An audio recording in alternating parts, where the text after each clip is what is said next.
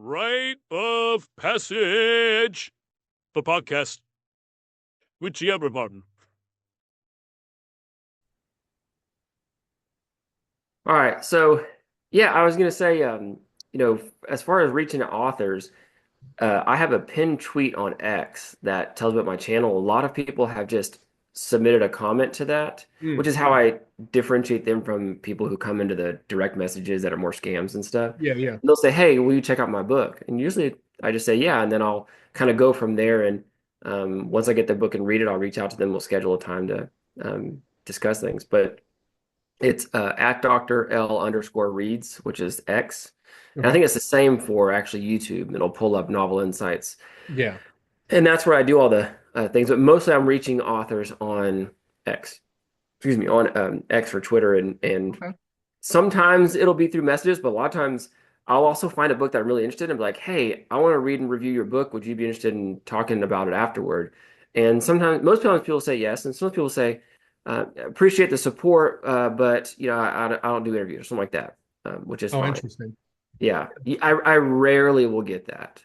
Yeah, I'm sure there's some, but yeah, I mean, for authors, I mean, honestly, talk about your books, right? Like, no one's gonna care about your dream more than you do. So, like, if you get the opportunity to talk about your book anywhere with anyone, do it, no matter what. Say yes, and yeah, Dr. L is a very good one to talk to. So, Yeah. Yeah. Come novels, on, have yeah, some fun. yeah, hell yeah. So I'd love to come on your show anytime. I don't know kind of what your schedule is, and we can obviously talk about that. But I know, I mean, you've been definitely very active, and I saw you were in like a fantasy book phase for a little bit. Yeah, I you're had, working kind of all over the yeah. yeah, I had I had a fantasy fling for a sec. Because I think it's because I read, okay, so I read Tagana with Colin from Colin's Corner Okay. as like one of my first buddy reads. Okay. And then I happened to be doing a video on as a non-fantasy reader are some of the top fantasy authors. If I read one of their books, am I going to come to the conclusion that fantasy is a really fun, enjoyable, really good genre? Yeah. And so I just happened to need to pick out a Robin Hobb book and a Brandon Sanderson book, these Joe Abercrombie, some other people, Hmm. and kind of say, okay, now that I've read all these fantasy books, what do I think about the genre? And yeah, I have a respect for the genre. It's still not my favorite. It's not Right. my go-to. Their books are really long in the fantasy genre, They so can't be. Yeah, they're it's a quite an they take undertaking. commitment. Um, Yeah. so yeah, that was the fantasy kind of phase, like you mentioned, that I had. But for the most part, I started to read more memoirs and autobiographies and things like that. Try to do one a month or one every other month. Yeah. Yeah. I still read a lot of nonfiction, a lot for work, some for fun. True crime stuff like that will, Hmm. sometimes pop up, but mostly fiction thrillers, courtroom dramas, and then of course, indie books. The genre doesn't matter. It's like if it captures my interest or if someone reaches out to me, then I'll read it. Check So it out. I've read various things. So you're an avid reader, and this will be, I guess, maybe the last thing. I'll let you go here. So Okay. I know that 80% of fiction books are purchased by women. So you and I are certainly in the minority that we're like the one in five that are reading fiction. For you, why does reading fiction matter? Like you're obviously very called to it, very drawn to it. I mean, you're writing now, and you've been Yeah. writing, and you've had that dream, and you're like, okay, I have a personal investigation I'm undertaking, but what is the value of reading? I know that's maybe broad, but like what are your thoughts on it? Why does it call you so much? Yeah. So I answered this. Yeah, I'll answer this about my reading before I started writing because Hmm. my reading didn't start because of the writing. The writing actually started because of my Because of the reading. reading. I Yeah. I love was that. reading like a Jack, I think I was listening to an audiobook, a Jack Reacher book. Nice. And I don't know, it was fifth or sixth one. And I thought, could I do this? And then that kind of started my thinking, which led to maybe I'll try. Plant the seed. Yeah, yeah, yeah. Yeah. But reading, I wanted to have something that I did in spare time that was non-electronic. Mm. I didn't have a problem with electronics. I don't do a lot of electronics. So I was looking for ways to interact with the human condition Mm. that that was not electronic. And so books were my way of doing that. I read I read a couple books that really kind of got me back into reading. Outliers by Malcolm Gladwell is a Yeah. really interesting book. I recommend anyone who wants to grapple with this idea of is success because of the person or because of the opportunities given to them kind Mm. of kind of way of thinking. Read Outliers. Yeah, yeah. I read Devil in the White City. That's a Uh, good one. yeah, I read that one, and then I read Close to Shore, Mm. which is about the early 1900 attacks by a shark, or maybe sharks that inspired the movie Jaws. And Nice. it's a clash of what was misunderstood about sharks and culture at the time. Mm. And so, yeah, those things started really, piquing my interest, and so I started reading more and more, and I really enjoyed the stories because they provide perspectives and narratives on what it means to be a person, things you grapple with. I'm very much. It sounds like I'm a character-driven person, but I'm actually probably a plot-driven person because I Mm. really am drawn to the puzzle that needs to be figured out. Mm.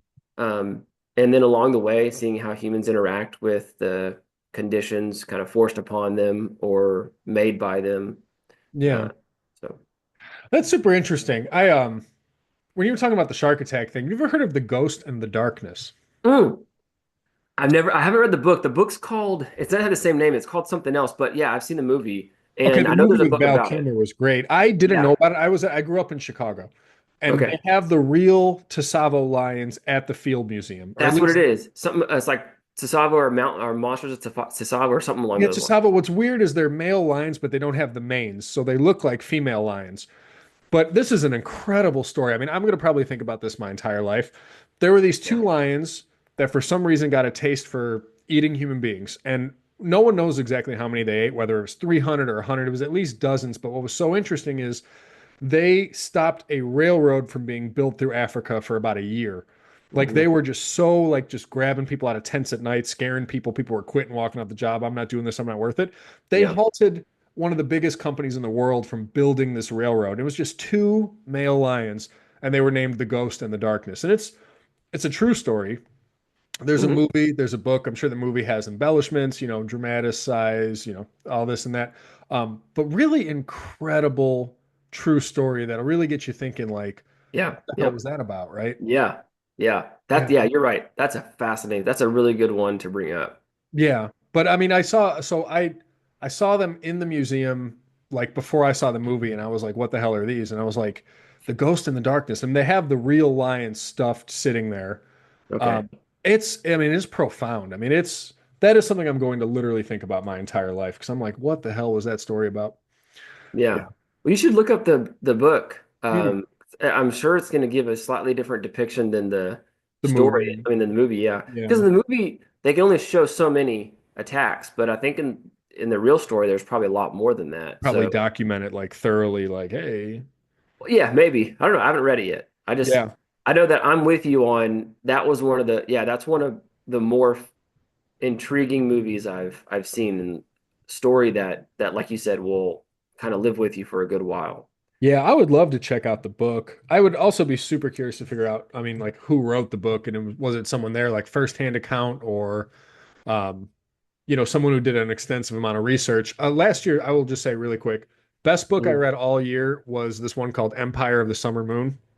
I Okay. learned about it through the Joe Rogan podcast, but it's about the last of the Comanches and the last great chief, this guy Quanah Parker. I mean, it is the most profound story ever. And like one of these things is his mom was actually like a white lady who was kidnapped in Texas when she was a Mhm. child, and she was kidnapped by the Comanches and then joined their tribe, and everyone thought she was dead, and then like she got rescued decades later, and everyone was like, "Oh my God, they're bringing her home." And this lady like couldn't stand it. All she wanted to do was go back to the Comanche people. And Mhm. like for people in Manhattan who were like, "Oh, these are savages out in the plains, they're brutal." They couldn't understand like how could this person possibly want to rejoin the savages instead of like Christian society or something. And then partly she wanted to get back to her kid, who went on to be the last great Comanche chief. And then he became good friends with President Theodore Roosevelt, Mhm. hosted dinners at, this house called the Star House. Incredible, profound, I mean, amazing history in there about the Texas Rangers and how Texas was on their own because, like they couldn't join the United States because they would have joined in the Confederacy during the Civil War. So like Texas was left to deal with, all kinds of problems and things. And then Mhm. this led to the Colt revolver becoming popular when it was rejected by the US military, but the Texas Ranger said we need that. The most Yeah. profound book I've read in a long time. And I think it took the guy like 5, 10 years to write this thing. I mean, he did so much research on it, but based in Yeah. Texas and Oklahoma, incredible. No, well, what's it called again? Empire of the Summer Moon.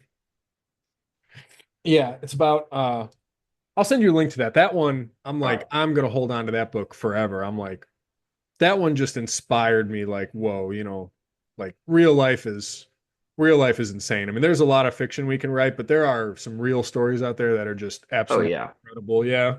Oh yeah. Especially any story, any real story that I think would predate a person, I Hmm. think are always just a little more interesting because it involves cultures that are different, Right. technologies that are different, or lack thereof. Right. Right. And for some reason, it's almost like I can't believe this could happen or would have happened. Uh, Right. and so, yeah, I always enjoy reading books, nonfiction books that predate the current times because it's kind of gives you a window into what a different time was like. And of course, it's a little bit, going to be a little filtered by the author, but Yeah, for sure. you go in there knowing that. And of course, you can always read multiple books on one topic and get multiple perspectives and then kind of converge on your own. But yeah, that sounds interesting. Send me that link. No, that's a good one for sure. I will certainly send that to you. It'd probably be a good one for audiobook too, because it's big. Yeah, It's a big book. Yeah. that's all right. Yeah, I do a lot of and I commute for work, and so Right. I listen to a lot of audiobooks. So Honestly, they work so much better for like my schedule generally. Like I didn't realize how like I thought I was busy before I was a father.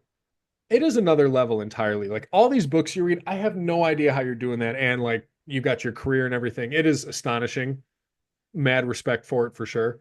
But yeah, the audiobooks just somehow like you're in the car, you're vibing, and it's like, well, I'm already here. I'm already stuck in this yeah, car. Like, might, if I can double up and get a book in, yeah.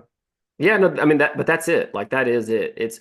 There's a lot of times during the day you don't realize you could be listening to an audiobook. Uh, Right. so my reading a whole lot is really more me listening a whole lot. And if you can listen to it at a increased speed, an Yeah. 8 hour book is done in 4 hours. Well, that's at least a book a week if you have, an hour of commute a day. Hmm. So, that's one book. If you're mowing the yard, one time mowing's a quarter of a book. Stuff. I mean, there's so many Yeah. places you Yeah. can fill. Every time people are on video games, their phones, things like that, that usually is a time you could also fill listening to a book. So, That's an amazing point. I mean, we have more time than we think. It's just we don't always budget it well. yeah. So, Have you okay, ever can I with give you an example of that? sure, sure. All right. So whenever I work with students, we'll Mhm. always we'll kind of talk about time budgets, kind of like you mentioned, Yeah. and we'll say like, okay, students often say, I don't feel like I have enough time to do all these things. I mean, we'll sit down with a student and say, okay, in a week, let's account for eating, sleeping, getting ready, driving, schoolwork, class, all this kind of stuff. And then we'll say, let's incorporate how many hours a day do you want to spend on your phone? Like how many hours a day do you watch TV? Things like that. We'll incorporate all that. Hmm. The stuff that they think they do. And then we'll go through a week and be like, okay, according to your week, you have 31 hours unaccounted for. Yeah. Where did it go? Right. And that's our perception is that we can't account for it, but we're doing something during those 31 hours. Right. It didn't just, yeah. You It's weren't like yeah. brain dead So or something. either you've underestimated phone use or TV watching, or you have underestimated how much time it takes you to get ready, or you're eating for an hour and a half instead of an hour, like you mentioned. It's going somewhere, Right. but usually it's going toward, oh yeah, I didn't realize that. Um, I watch a lot of YouTube videos or something, something like that. I'm Yeah, it using was that. something not productive. And it's not that people don't need rest. It's just that I don't know, being strategic with your time. And I do believe, and I even feel like this when I'm writing, I'm like, okay, time is the one thing people can never get back. Like money will come and Right, go, health, you can lose it, you can get it back, all these different things. But time is a bank account where you will never know the balance. right. And you got to respect your own time. You got to respect the time of your readers. Don't waste their time with something that, like, is a story that shouldn't have been on paper. But I think about that with like, there's so much inefficiency in a day. And I'm trying to Hmm. like double up when I do things. Like I want to be very present with my son, with my wife. But if I'm Exactly. in the car, if I'm going to be in the car anyway, let's get a book going. Hey, let me explore a book like Crime and Punishment that like there's no way I can make the time to sit down and read this thing, but Yeah. like I would like to know about it. I want to know what's in there. Audiobooks can be an amazing resource for you. They can be your best friend in the world, you know, and Yeah. $15 a month for Audible, I think is a hell of a deal considering, I mean, how much information is at your fingertips. $15 a month for Audible. I You think don't it's buy it per book? um I think they used to be subscription only, and now I think they have the option you can get buy book via Amazon. So like I just got some audiobooks out there and I see them in my Amazon profiles like ebook, paperback, audiobook. But I think when I got on Audible a couple of years ago, I thought it was subscription only. I don't know. I only buy per book.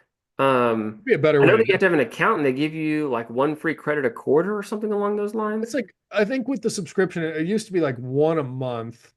Oh, really? Yeah, so it was uh Okay. like assuming one book is worth $15. Yeah. Well, it's not, I mean, buy the book would be a better deal because there are seasons where like I'd like more than one book, or hey, I didn't get to one. Going by book and just paying for exactly what you use makes much more sense. I mean, $15 a month gives you 12 books. That I'm sorry, you said 15 a month or 15 a year? 15 a 15 month? a month, yeah. Oh, okay. And it's basically one book per month. Yeah, something like that. Oh, okay. So it's That I not a mean, tremendous deal, but it's not a terrible deal either. right. But for something like Crime and Punishment or War and Peace, you're like, I don't know who's got time to sit down and read War and Peace, but we should probably all take some time with the book. It's got something very valuable, but that is a huge commitment to be sitting in Yeah. a chair reading 1,000 pages. Yeah. And the credit system too, they also have I just recently discovered they have a certain section of books where it's two for one credit. No kidding. So yeah, so I guess if your 15 a month gives you like a credit per month, Yeah, yeah, yeah. then you could potentially be getting two books for $15. Interesting. The other Yeah. thing I also learned, and you would, I think, appreciate this, since I just put some books on Audible, I didn't realize authors get, for every book they publish, they get 25 free promo codes for the United States and they get 25 for the UK. So authors can, like, when their book first comes out, they're like, hey, go get yourself some initial momentum. So all Yeah. these indie authors you're working with, I mean, like, there's a lot of audiobook access and things. And, I'm sending them to friends and family, whatever it may be. Um, but that's like a nice thing. I mean, it's cool to send someone a code like, hey, check out my new book. And Yeah, it is. yeah, it doesn't cost Yeah. anyone money. I don't lose, you know what I mean? It's not like giving away for free exactly. It's all part of like Yeah. marketing plan and strategy. Well, in the books that I've written, Mhm. we usually get anywhere from 4 or 5 to 10 copies of our book Nice. that we get to kind of give out. So it's kind of like that. Yeah, Uh, like right when they send you a box and they're like, hey, here's yeah. 10 copies for friends and family. And Yeah. I think they're called gratis copies. And that mm. might be pronounced differently, but that's what I call them. Sometimes, yeah, there's a lot of things I've only seen on paper and I haven't heard anyone speak. And I'm like, I don't know if I'm getting that right. Yeah. You're Same writing. here. It's the electronic world, man. You see a lot of stuff on email and websites and things like that. You're like, I've never actually like, is it inter alia? Like, how is that? How does that term actually? Like Anyway, I never heard anyone say it. So yeah. exactly. Uh, But it sounds like that would. But 25, that's pretty cool. Did you record your own voice? I tried and then it got rejected by the program's called ACX, and it's like a network that matches up authors with narrators and then structures the royalty deal, whatever. Um, yeah. So I tried to put one of them on there. I tried to do Truth and Evil myself, and they have very strict technical requirements. And I'm not an audio engineer, so it's like, I mean, it's a lot of skills, right? You're like reading it, you're trying to act it out, then you're trying to edit it, and then you're like audio Yeah. engineer. And I couldn't get it through, but it was a good thing I didn't get it through because it was not as good as it could be, even though it was my voice, which I think I like when I get an audiobook and it's the actual author reading it. Yeah. That's cool. But like I have the voice of a cicada and I'm not an audio engineer and it just like would not have been. So the kid that I had do it, and he's like a young guy, like 25, you would never know. I mean, he was tremendous. I mean, he did I think I heard a little bit of it. oh my God. I mean, it was like I was like sweating listening to it. I'm like, oh, like even though it's my book, I was like, I don't know where this is headed. I mean, he just like pulled me in and it was like intense. And I was like, God, he did an amazing job. Uh, Yeah. yeah. So and it is cool because the deal we worked out is like for every book sale, 40% comes to us, and then he and I split it 50-50 for all time. So, him as a local narrator, me as a local author, I'm like, okay, you know what? Through my book, maybe I can build something that's like it's paying his family, it's paying my family. It's just a cool thing. Like art should be, I guess I'm going to use the word inclusive, but like let's bring people in on the art. Let's build something with it. Let's build a Yeah. network, a community. Collaborative. Yeah. Yeah, collaborative is that's exactly the word I'm looking for. So I was like, you know what? Let's collaborate. So I yeah, have a couple different narrators. I got an Englishman for the Nobody Who Fought a Dragon, and he was hilarious, man. He just had too much fun with all the characters, and but it's That's cool. I'm like, awesome. all these like people all over the world, and we're like working on my books, and we're getting the stories available everywhere, and it's been a cool thing for sure. So the royalty share is an interesting setup. It didn't cost me any money up front. Like I thought I needed 5 grand to make an audiobook because Hmm. that's what I was told a year ago. Yeah, that's what I still think. Right, but I'm like, no, this program ACX, like you can be like, hey, you don't pay any money up front, but you guys are going to split the royalties 50-50 for all time. And it was like, that's an option. It was like, if you don't have all this money to spend, you're like, you can still make this happen. And Yeah, it's, yeah, that's cool. no, So and it's it making it goes, more accessible for people who don't have that 5 grand up front. no, So for basically, sure. what you're saying is instead of 5 grand up front to go to the narrator and then you get the royalties, Mhm. it's you and the narrator split the royalties. Yeah. So for all Okay. time, like if the book, let's say, makes $1, like, okay, 40 cents is coming our way, and then he and I are going to take 20 20 cents cents a each. piece, yeah. And that's just for all time. But I think the way most of these go is like you could produce another audiobook later. Like the other copy will always be there, and Hmm. it's always going to generate money for you and the narrator. But yeah, I mean, I thought initially like, okay, I need all this money up front, and then I don't even know if it's going to work or sell. Like, how long is it going to Right. take to get that 5 grand back? It's been easy for me because I have short books, Yeah. right? But some of the longer ones, you're like, I don't know, like it's a long time commitment for the narrator. Like this is going to take me 20 hours to make. I'm going to be doing it for free that entire time, and then we don't know if this book is going to win. So Yeah. there's options where there's like a royalty share plus a little money, or you can choose to pay them. You structure it, you sign a contract with them that you construct, and then you collaborate to get the thing done. And they send you clips, you send back feedback. This is good, approve it. It's been really interesting, and now it makes your work that much more available, right? Like there's a whole ecosystem of audiobook people, whole ecosystem of Kindle Unlimited people, whole Yeah. Yeah. ecosystem of I like paperback, and you need to be able to reach all of them. Yeah. That I know that's the tough part too, is knowing well, yeah, knowing how those things operate. And that sounds like you're starting to get into the weeds because you're there. Right. Uh, and then also, yeah, choosing and being efficient and marketing it to those different groups. Because like you said, it's the audiobook people are, have overlap with the others, but are different from the Kindle only people, or the Kindle Unlimited people, and the Kindle Mhm. people, and then might be different from the hardback, paperback people, Um, and yeah, it's I guess you Well, can just kind of do everything. But you got to do all of it, right? But what's crazy is like 3 months ago, I didn't know about this ACX program. But ACX is through Audible directly. And then the moment the book is published, it goes directly to Audible, goes directly to Amazon, it goes directly to Apple Books. So it's like everyone with an iPhone can search my name, and now like my 3 audiobooks are right there at their fingertips. I can just be like, all you got to do is press the button. Just press the that's button, man. awesome. But I Yeah. mean, I didn't, what's amazing is this resource has been there, and I had never heard about it. I mean, I've been doing this 4 or 5 years, didn't know about it until 3 months ago. Astonishing. So like it is, like what you're doing, like, hey, I'm gonna pick these people's brains. You can save yourself so much time, so much money, so much energy in your publishing marketing process. Um, just, picking up tips like that along the way. Yeah. Yeah. That's that's the benefit of kind of allowing yourself to get into those spaces with the people who have because to get the information, you have to find somebody and then ask. Yeah. Um, Yeah. Find now the person. YouTube gives you a little bit of, searchability. You can search those kinds of videos. Hmm. But these kind of conversations like we're having now and like you have with these other authors and these other, creators as well, are and anyone who can watch them, it's just there's a lot of information and knowledge out there to be gained. Um, Right. so I'm fortunate enough to have stumbled across some people who are willing to, Tell you uh, some things or teach. yeah, impart Yeah. some wisdom of the trade. And it sounds Absolutely. like, like I'm learning right now. Never heard of ACX. Um, so. That's something Yeah. new for And we don't know what we don't know, right? So like just watching things like this, like no one watching this has any idea what you and I are going to say next, but it might just be that one tip they need, that one missing puzzle piece. me. Um, yeah, so no, it's good. And I mean, YouTube, I mean, I turn to YouTube for everything. Like if I'm doing a home renovation project, I'm like, Oh yeah. the hell do you change a spark plug on a 2014 Honda Civic? I'm like, YouTube is the place, man. Yeah. I'm telling you, I love Oh yeah. YouTube. Yeah, it really is. It allows people to do things like home maintenance and car maintenance, I think is one of the YouTube's biggest benefits. Yeah. But I was gonna mention with the audiobook, there's that's getting into the academic space. So academia had kind of your really traditionally published books. Hmm. And then it started getting into what are called OER, open educational resources, which are going to Okay. be like your online books that are kind of free. Uh, Hmm. that someone pays at some point in time, but otherwise it's pretty free or it's like a really, really low cost. Okay.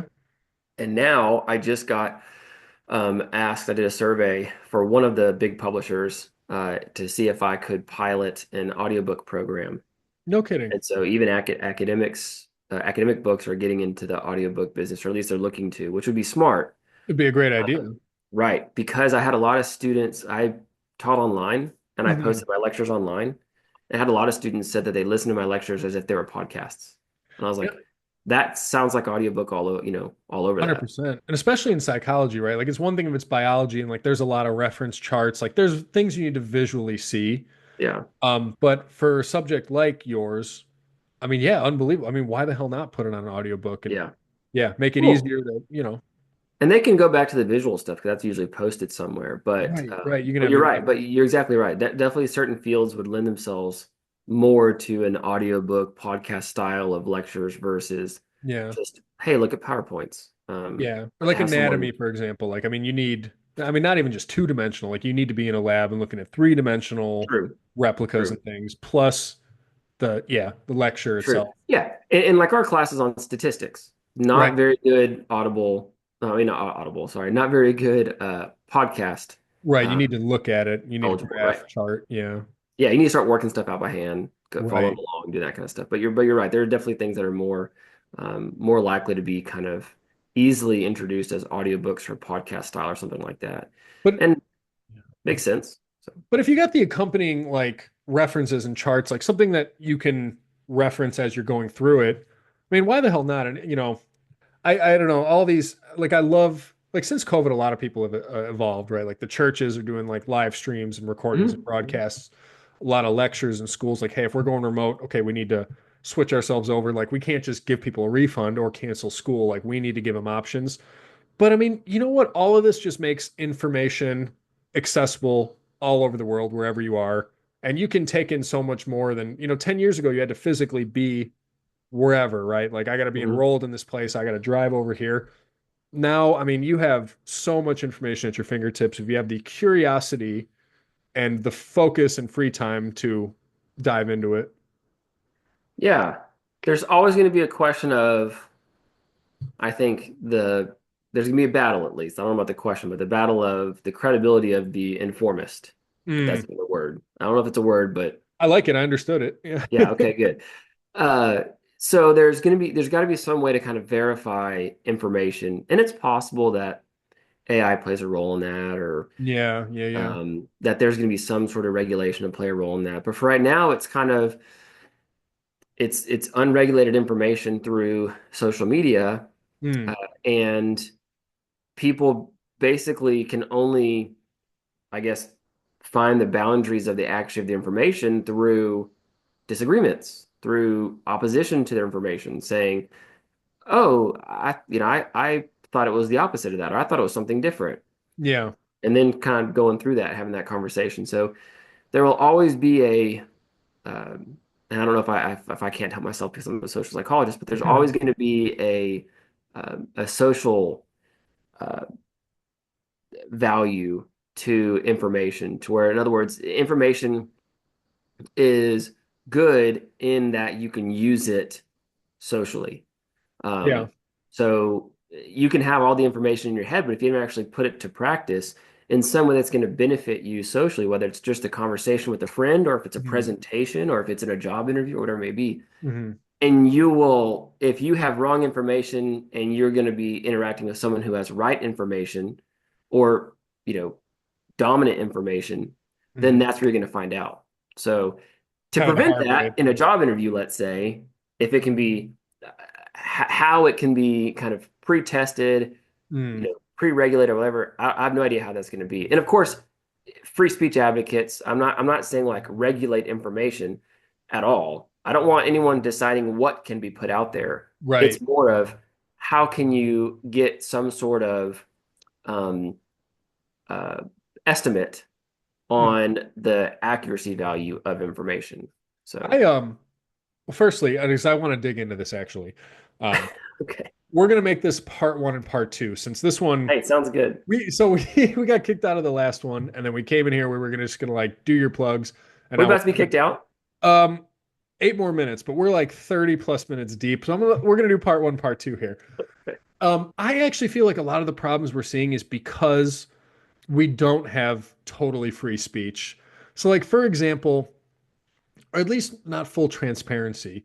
So it's like part of why conspiracy theories are running wild online is because like we're not no one's really having honest conversations about certain things.